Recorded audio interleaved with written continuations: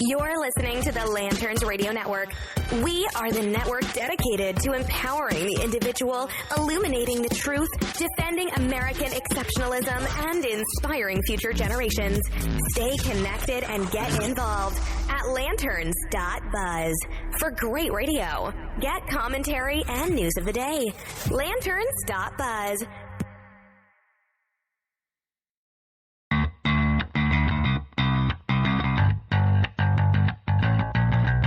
Listening to the Bells of Liberty podcast, where freedom rings and the sassiness stings. Stay tuned for a little bit of sassy freedom.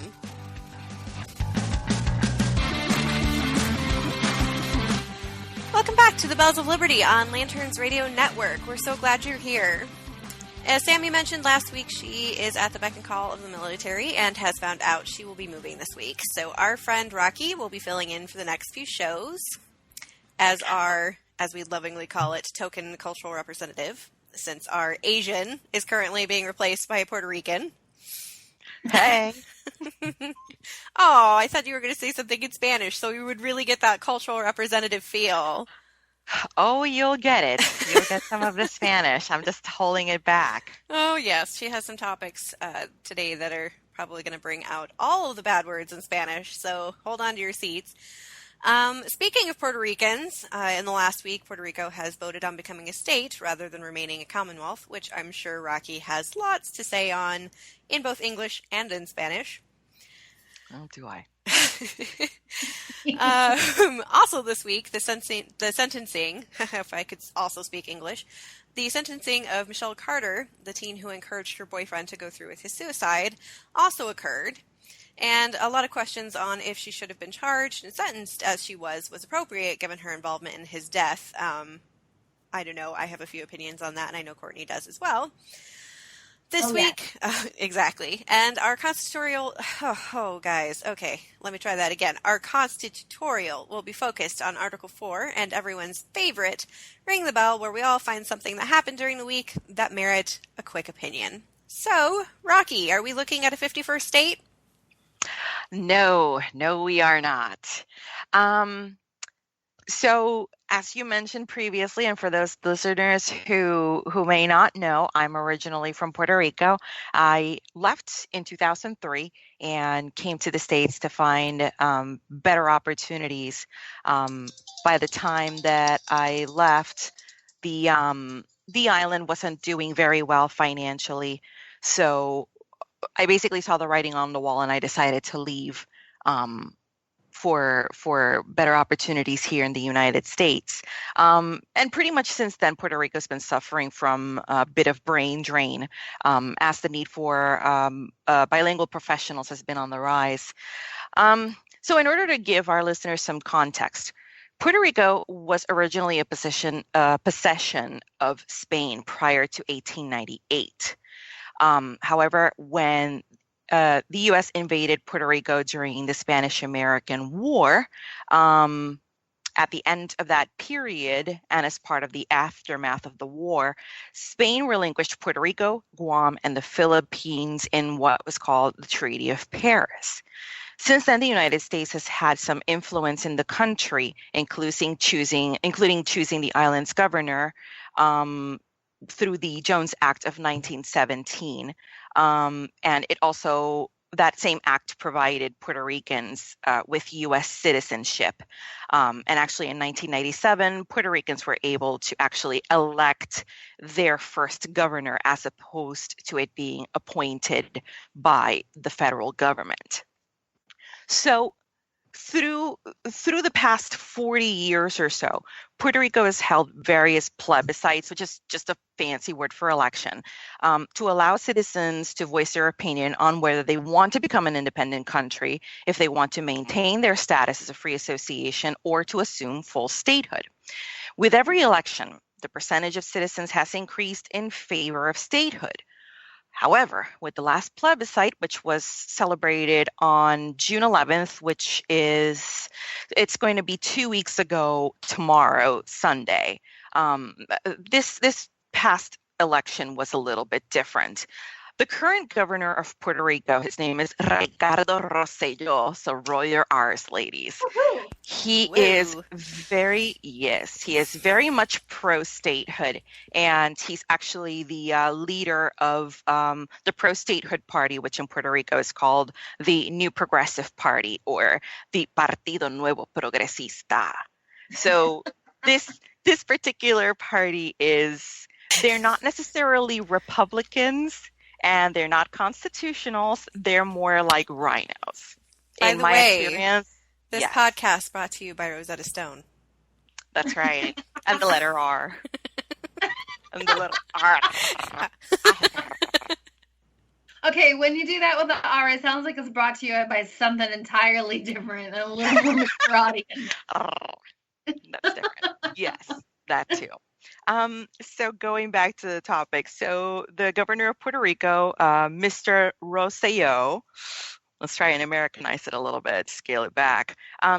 So he's very much pro-statehood, and in a very, very brash move, he decided to move forward with an election that was not sanctioned by the Department of Justice. The governor had been instructed by the Department of Justice to provide a ballot with very specific language as to what the status options were going to be. And it was going to include three choices, which is what's always been statehood, free association, or independence.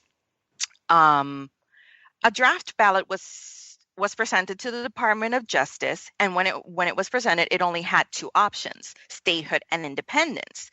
This would have disenfranchised the portion of the citizenry that still considers free association, which is the current status, as a choice. A second issue with the draft ballot was the wording used to describe the two choices.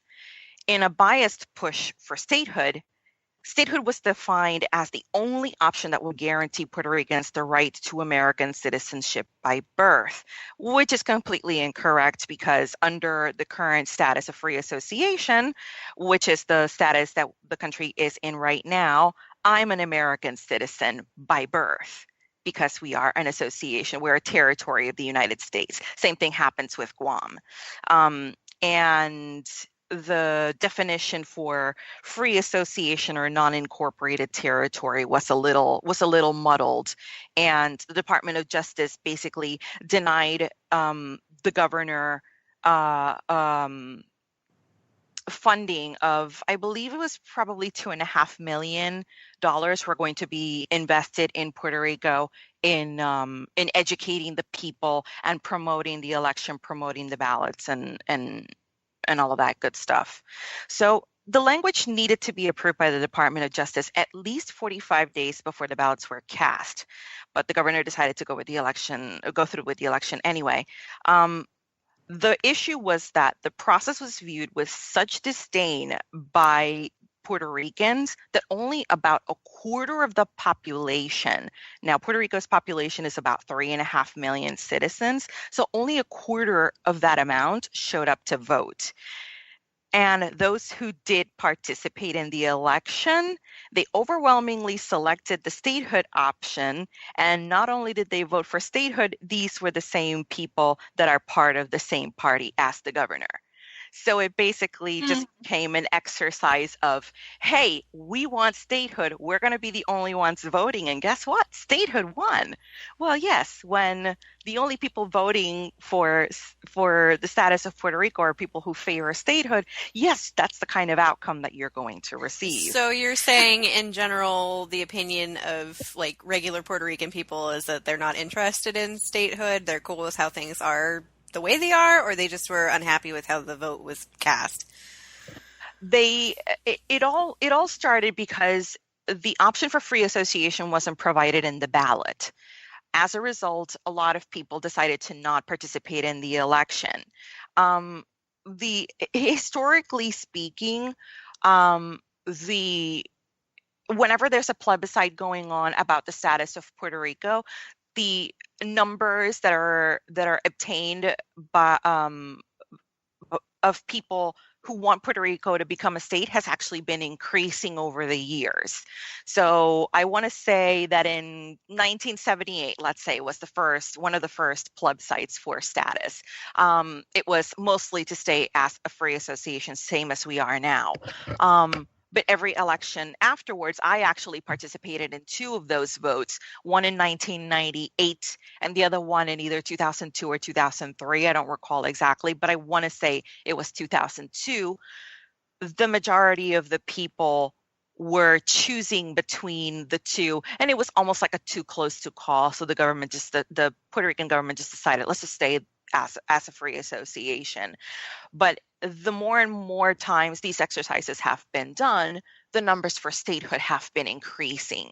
So given the financial situation in Puerto Rico right now, which will basically lead me to the end of my point, the thing that concerns me the most of Puerto Rico and its status is that their economy isn't showing any signs of improvement. And the government doesn't seem to be making any major moves in order to improve the situation other than through federal funding. The federal government may not see Puerto Rico as an asset because first they'd have to bail the country out financially. Anybody who's been in tune to the news has probably heard that Puerto Rico is basically near bankruptcy, similar to the situation that Illinois is going through right now. So if Puerto Rico were to become a state, then that means that the United States would first have to bail Puerto Rico out financially and then invest money in order for it to become an asset to the country. It's almost like, say, if you wanted to invest in a business, if you want to see return on investment, first you have to invest some money in that company, but you also have to bring their finances back to black. And that's something that I'm not quite sure the Puerto Rican people are ready to do. In a perfect example, and it actually finished a couple of weeks ago, Puerto Rico has a public university, the Universidad de Puerto Rico. I attended that university. So recently, employees and students from the University of Puerto Rico went on strike because the Puerto Rican government was looking to cut $300 million from the university's budget. However, in an attempt to get the money from somewhere, the alternative is always either an increase in the cost of credits. The credit in the University of Puerto Rico is $49.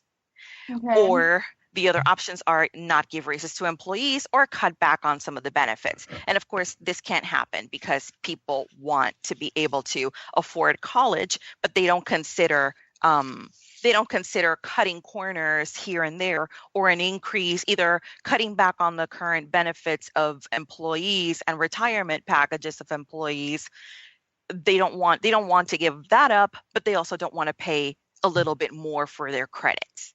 So it seems like the Puerto Rican people really need to focus on what can we do to get ourselves into more financially sound ground before we consider anything about the status of the country. And that's what's going on in Puerto Rico, and it's unfortunate because I really would like to see the country move forward, and I would love to see my home country succeed, but it seems that sometimes their own people can be their own worst enemies because they seem to want to sabotage any kind of progress that they could make in order to make their situation better. And it's a shame because it's a beautiful place and I miss it, but I'm not going back. Well, I guess even as Americans, we're all Americans, I guess, but even as Americans, we can understand that because it seems like we're in that state in our own country here where everyone seems to want something better, but they're not willing to work for it. So I guess that makes sense. And also my biggest thing with this is if we did accept Puerto Rico as another state, then we wouldn't have an even number. And that really throws me off. For all the OCD people out there, then we would have to be like looking for another state or combining some states so that we have an even number again, because I would not be able to live with myself with a 51st state. So, well, listen, if Texas ends up seceding like they've been threatening for years and years and years, they may actually go back to an even 50. Well, we'll have to keep that in mind if Puerto Rico ever makes it as a state, because I won't be able to handle it. Yeah, so like I said, it really is unfortunate. My family still lives in Puerto Rico. I have lots of family and really good friends back home, and I really don't want to see the country failing. I think that the Puerto Rican people really need to work hard on getting their act together in order to make their situation better, regardless of what they decide their status should be. But anyway, at this point, I am at time. So I think this is a fantastic opportunity to take a break, and we will be right back with more.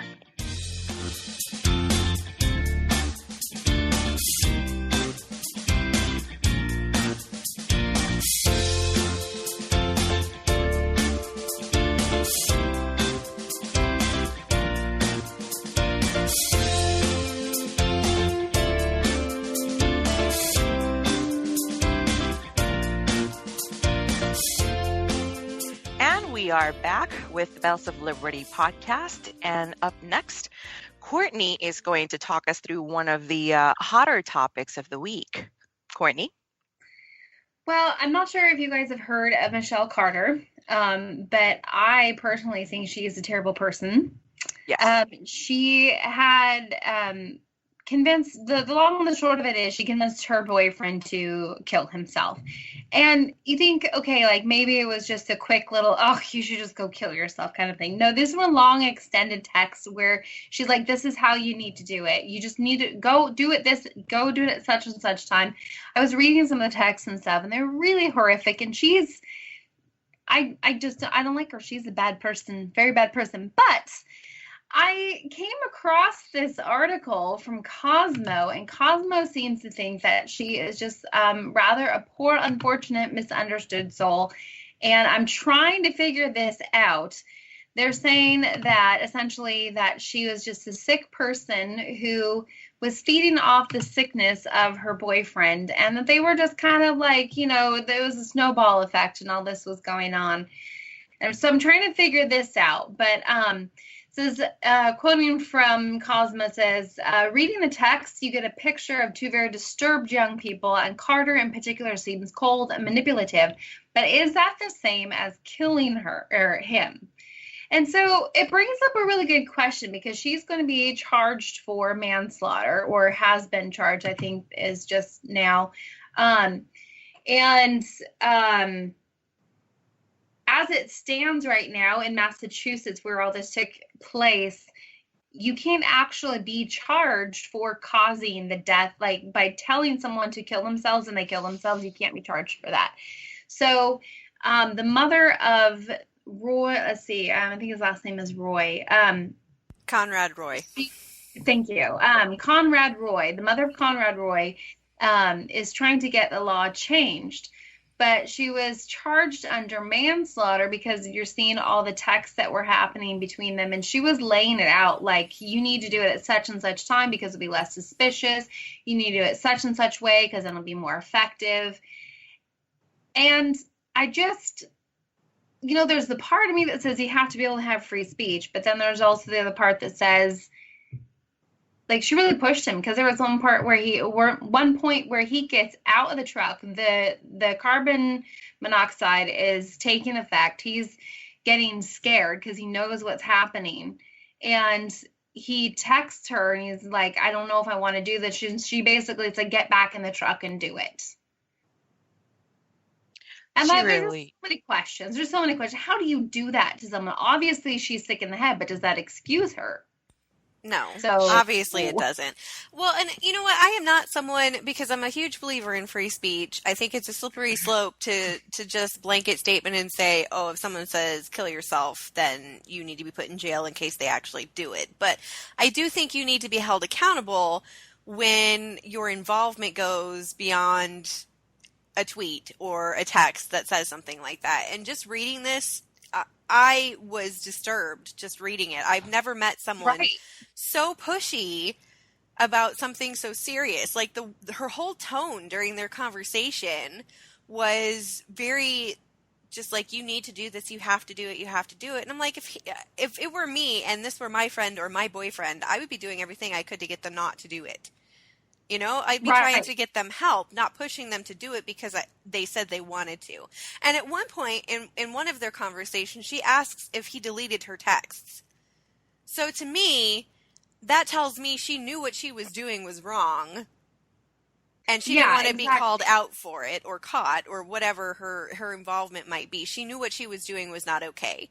And so I do think she should be held responsible for that, because I do think she had a very direct involvement in him finally going through with taking his own life. So I do think she should have been charged. I honestly don't think it was too harsh of a punishment. And there has been some speculation that she pushed him to do it because she wanted the attention as the grieving girlfriend. To me, it almost felt like a guilty pleasure confession coming up. I watch Catfish sometimes when I'm flipping the channels. I watch Catfish on MTV. Oh, just an addict for it. So to me, I've seen a couple of episodes of Catfish, and it reminded me of that kind of that psychological manipulation that some of these people just like to inflict on people. They just do it because it makes them feel good, because they may be insecure about their own lives, or for whatever the reason. These are people that are willing to tell others, go set your hair on fire. And then you have the person on the other end of the line who will do it because they're seeking approval. Well, So it reminds me of that app too, the Blue Whale or whatever that one, yes. where it was like basically set up for how to commit suicide or how to kill these people. Well, that guy is in jail too, and he's still doing it behind bars. They're like, oh, we can't stop him from sending out mail. Why the hell not?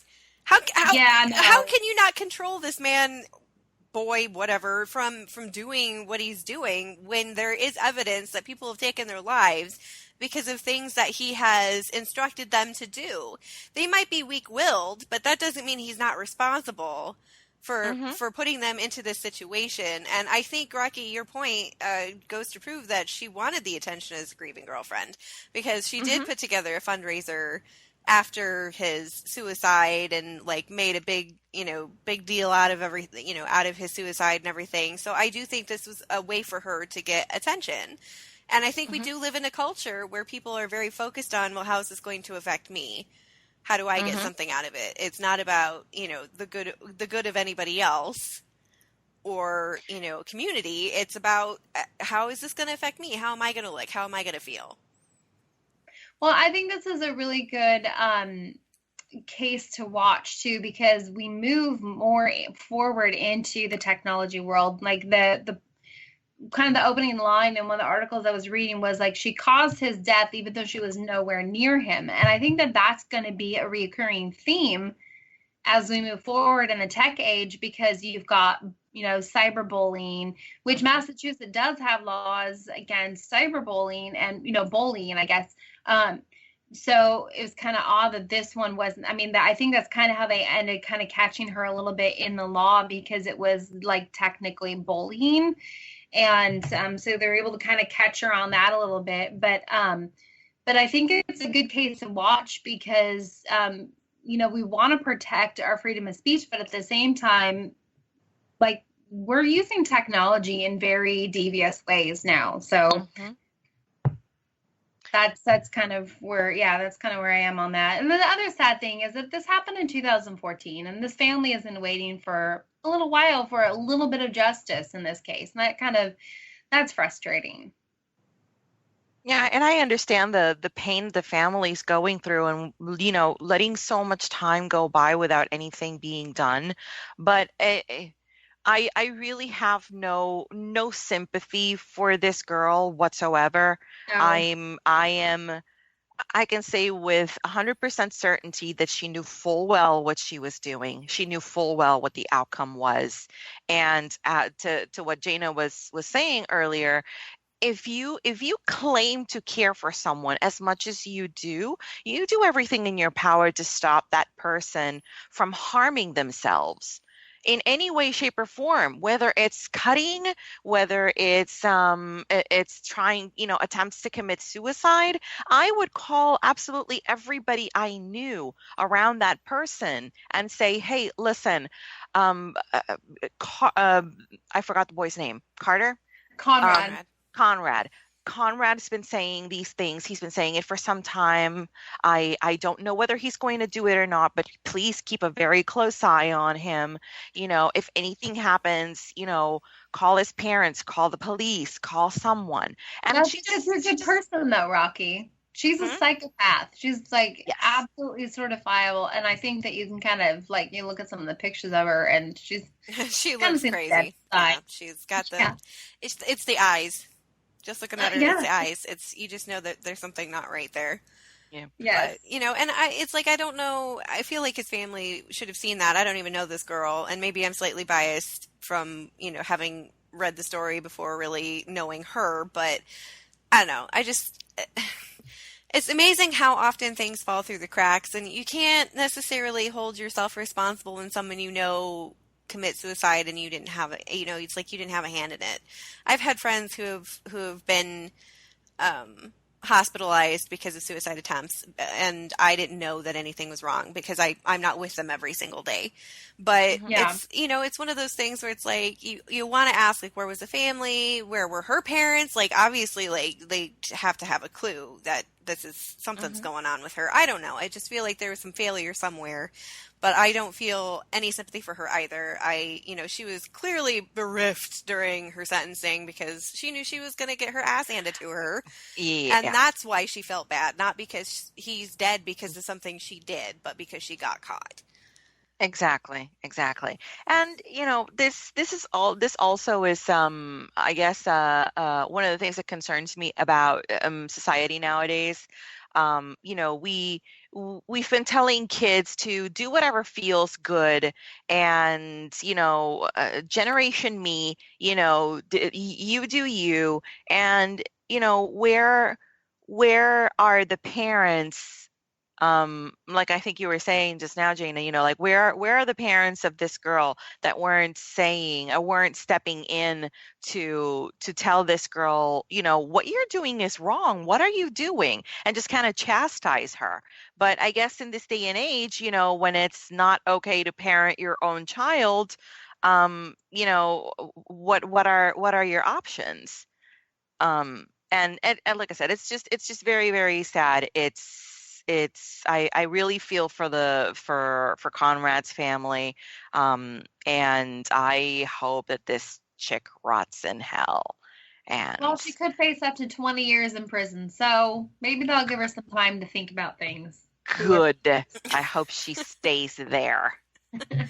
They'll probably feel sorry for a poor little girl and be like, oh, we'll let you out on early release so you can text somebody else into suicide. All right, so it's time for a break now, ladies, and everybody. Will be right back with my favorite segment, the Constitutorials.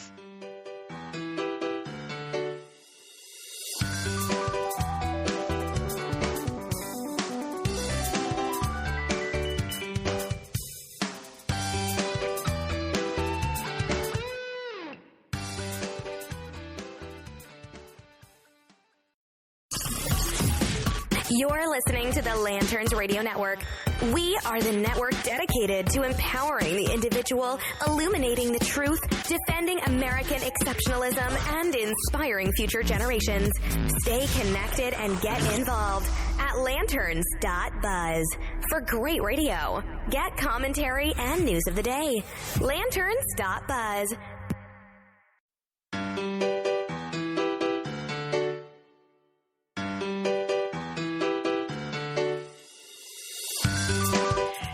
We're back again, the Bells of Liberty, and Jana is going to lead us to our segment Constitutorial, where today we're going to be discussing Article 4. Jana?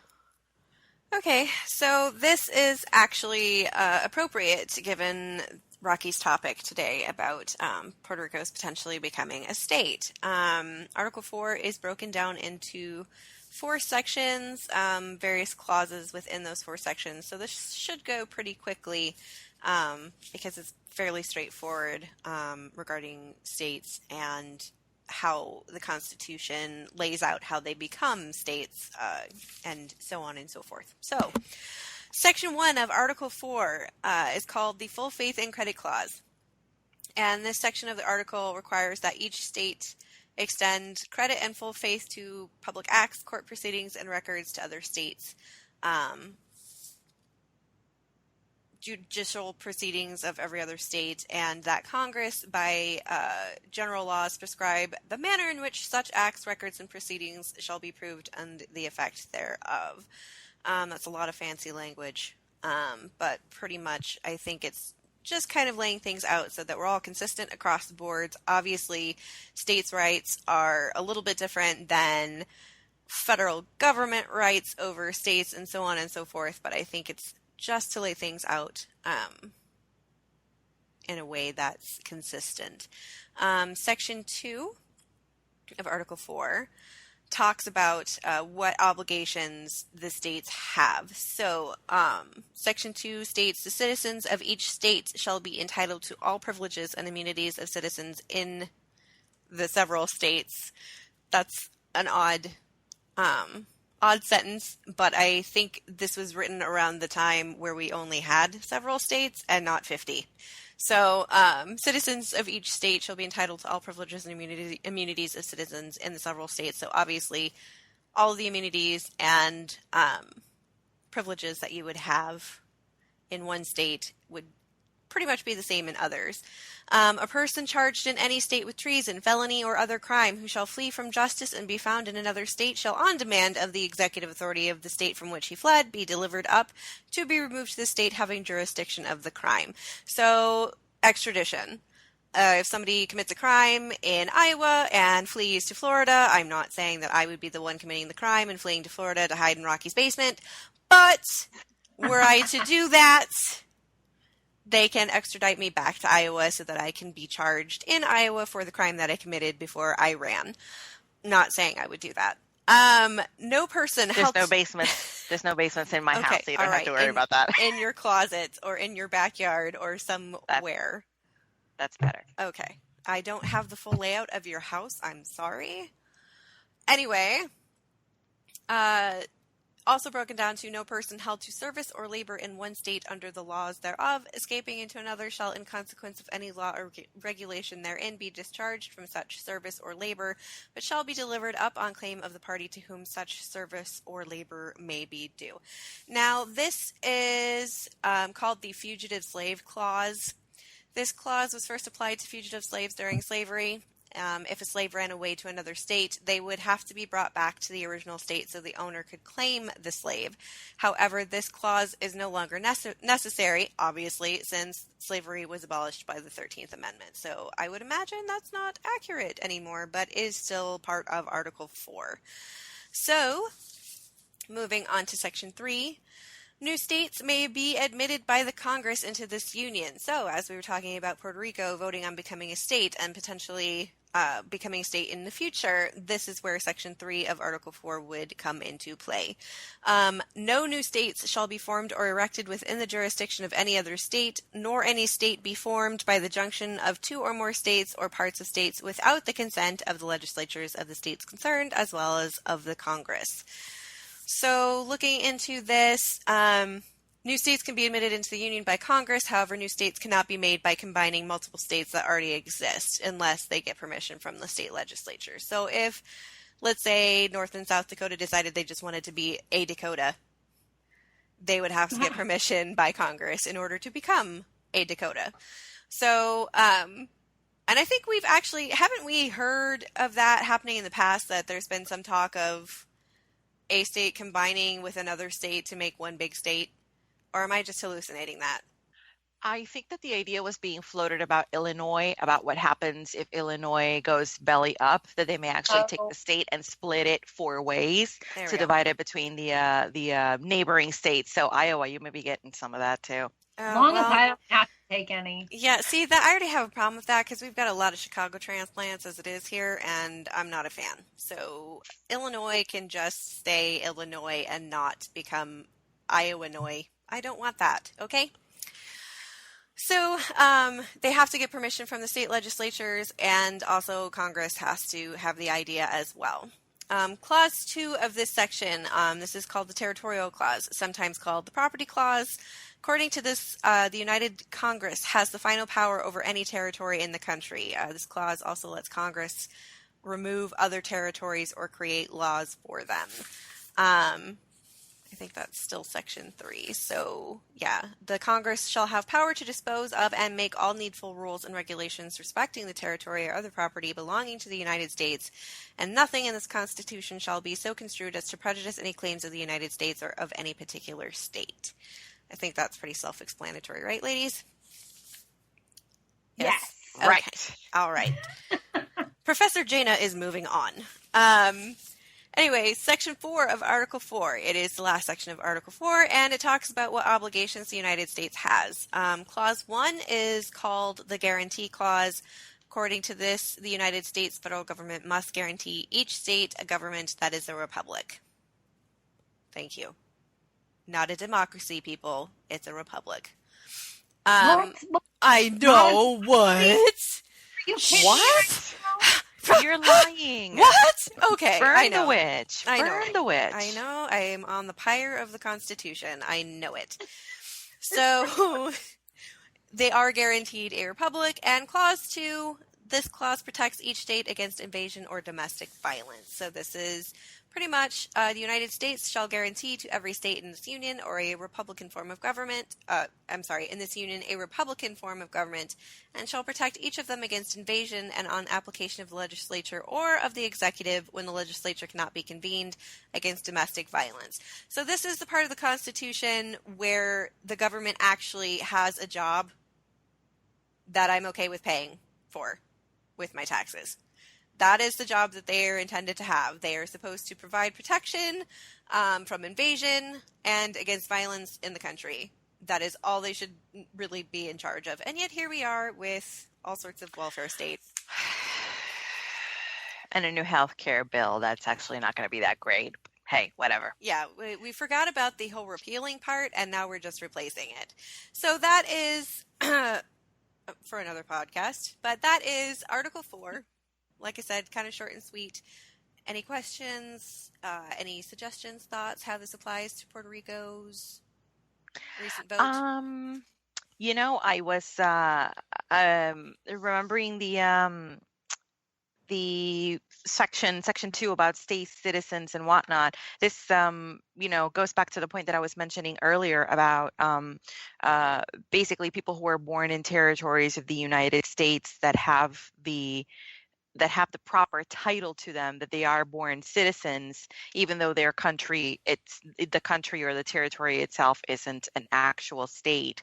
So it's very interesting hearing how the Constitution affects the citizenship status of a person, where they don't necessarily have to be born in that in the continental United States in order to become a citizen. So that was actually quite interesting.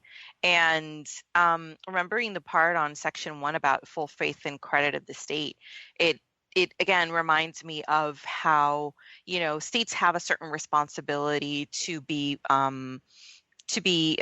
financially solvent.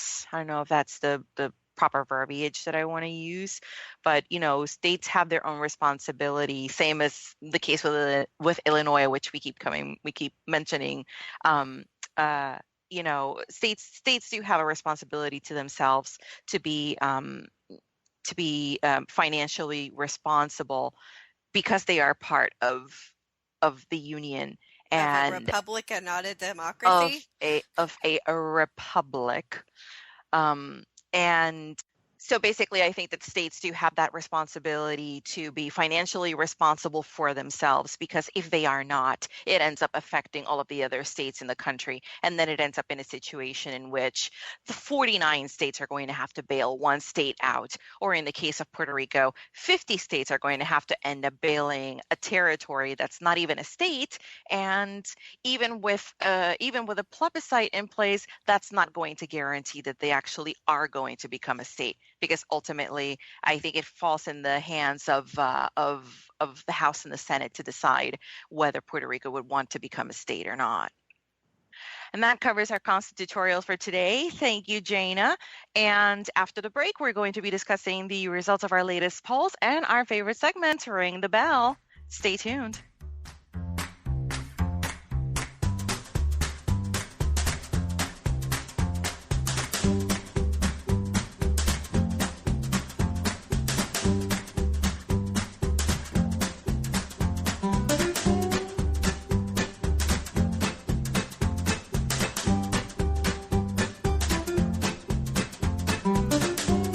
Welcome back to the Bells of Liberty podcast on the Lanterns Radio Network. Courtney has our latest poll results from last week. Ring the bell.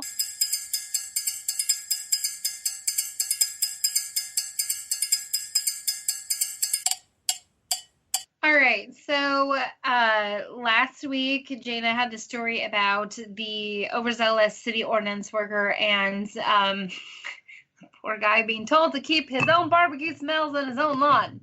I'm not sure how magic happens, but I'm pretty sure that's how it starts right there. How dare he not control the wind? How dare he? Why wouldn't you want to smell barbecue? But whatever. So 69% of you voted yes, that you've been the victim of an overzealous city worker, and it was completely undeserved. Then 8% of you voted yes, but it was kind of deserved. I want to know those stories because those sound like fun. And then 23% of you said no, you've not been the victim of an overzealous city worker. So that's nice. 23% of you just blend into the woodwork like I do. That's awesome. And apparently have figured out how to control your barbecue smells. And once you've done that, share it with the rest of us because apparently it's a big deal. Maybe. Anyway, so Sammy's topic was Judge Judy, and were our dads treated like second-rate citizens? And 81% of you voted yes, it's terrible. And then 5% voted yes because moms are number one. That's why they're treated so terribly. And 14% of you voted that they're treated the same as moms. So I don't know. Have you guys seen TV? I'm gonna have to come back to those numbers later on, repoll this. Yeah, I'm not sure how they came to that conclusion. Yeah. Because that's inaccurate in so many ways. And then my topic was the parents who were fighting to keep their baby on life support. And the question was, should government get a say in when to pull the plug? And 18% of you said, yes, they're paying for the services, so they should get to say. 24% of you said on some issues, and 59% of you said no. So that's where those are. And then this week there's a guinea pig related topic, and I think we know who this topic belongs to. So, Jana, why don't you go ahead and lead us into that one? Well, no, I don't want to because you've made me seem so predictable. Pigs are wonderful. Thank you so much.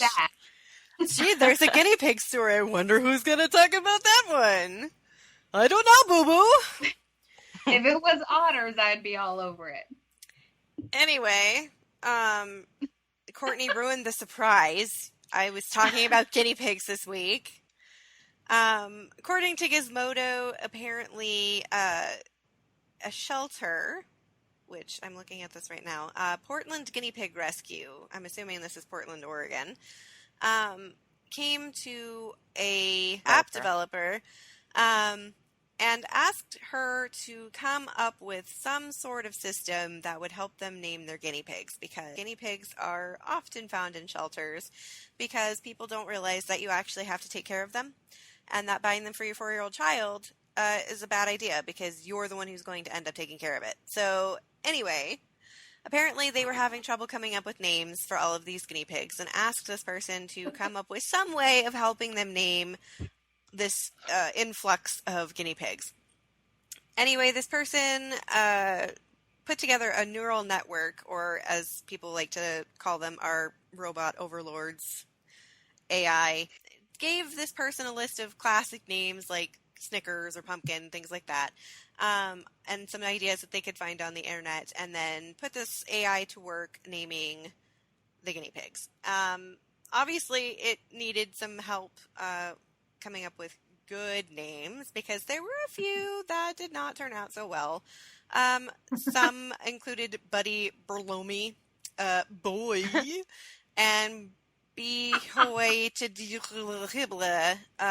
happens to be some names that this AI came up with, but also came up with some names like Splanky, Gooper, Spockers, Fuffby and Fuzzable, Sniffkin. Some favorites apparently were names that they applied to these piggies, including Buzzberry and Afterpie, Flurry White and Stargoon. Honestly, as a guinea pig owner, those sound appropriate. None of these names are names I would name my guinea pigs.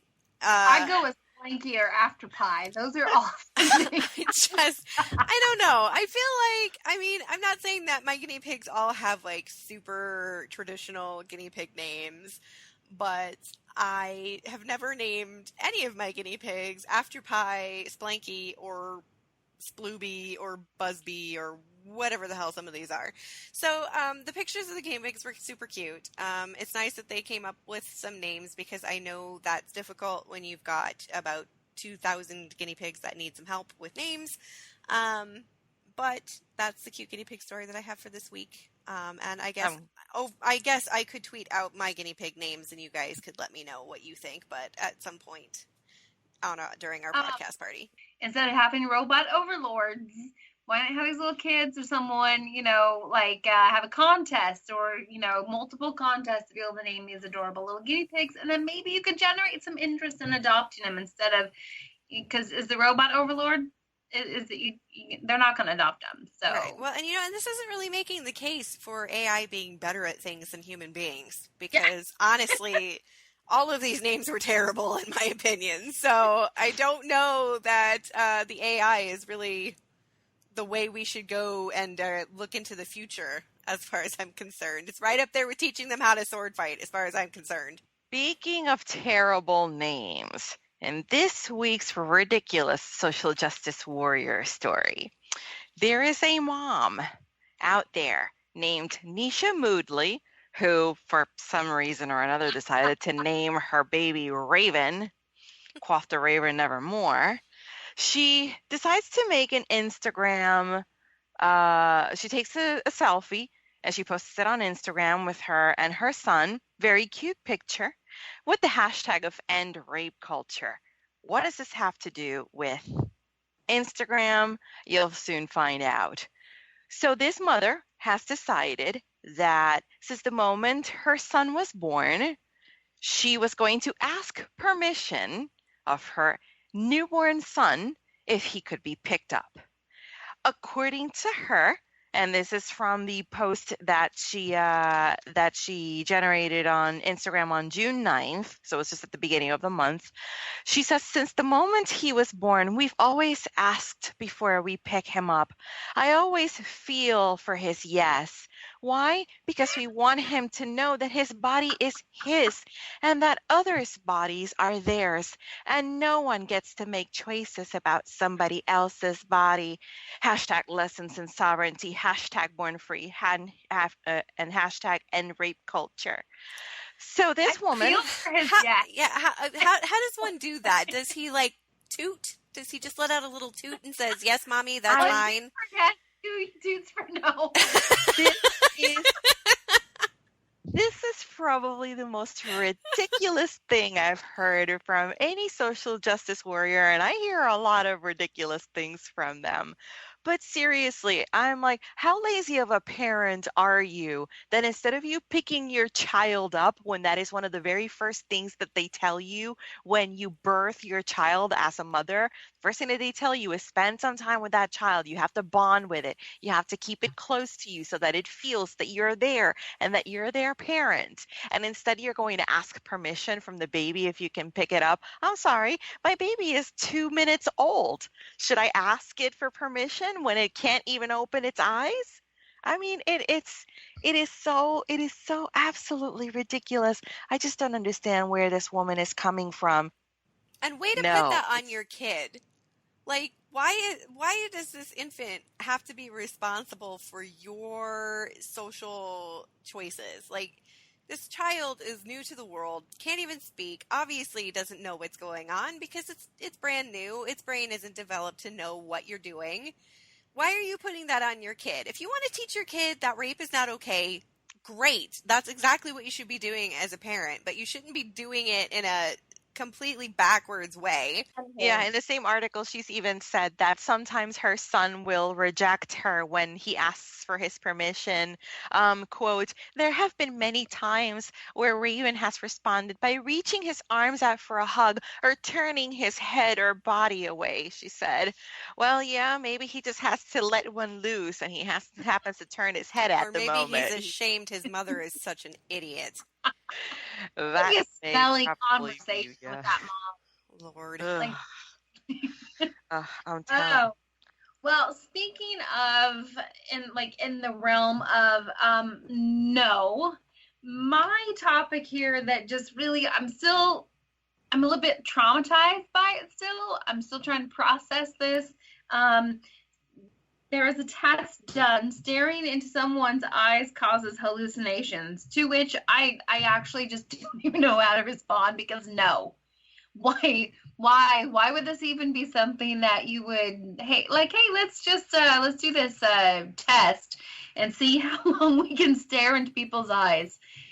10 minutes, okay? 10 minutes. There was a study I don't know how long ago, but it's been in my conscious for a while about hugs that last for 20 seconds or longer are supposed to release endorphins. I can't even handle hugs that long. I can't imagine staring into someone's eyes for 10 minutes.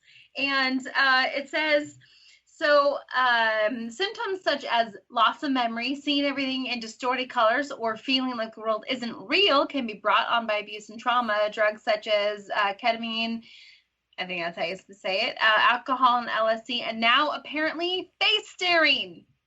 Nope. So if you want to be tripping, just stare in someone's eyes. Nope. Nope. That's like No. worst staring contest ever. No, thank you. Number one, I'd be like LSD instead. I'd be laughing all the way, and number two, if I want to get any kind of buzz, that's what wine is for. Exactly. Just saying. I'll just keep it simple. Okay. Tried and true methods. Let's stick with wine. Well, now that we've made everybody uncomfortable, I think that's all we have for today. All of our new shows drop on Saturdays we decided this was at 6 p.m. Eastern, right? Because I know last week I had a terrible time remembering when our show actually drops. 6 p.m. Eastern time. I don't know why I'm asking. Sammy's not here, and I don't know why you two would know. I know it's 6 o'clock because I listen every week. Okay. Not only am I a participant, I'm a listener too. Isn't that clever?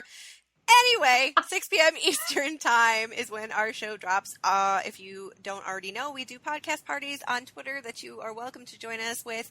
This is where we do all of our new polls, and you can participate in those, and we can talk a little bit more about our topics for the week. If you'd like to join us, our Twitter handle is @BellsOfLiberty.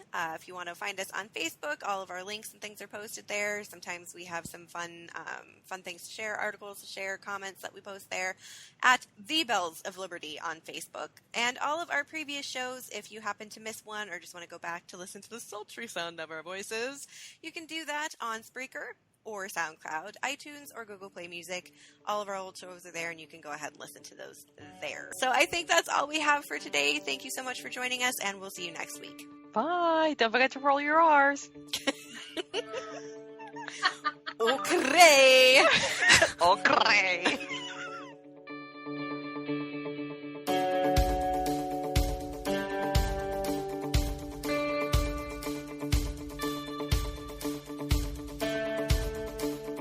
Thanks for listening to the Bells of Liberty podcast.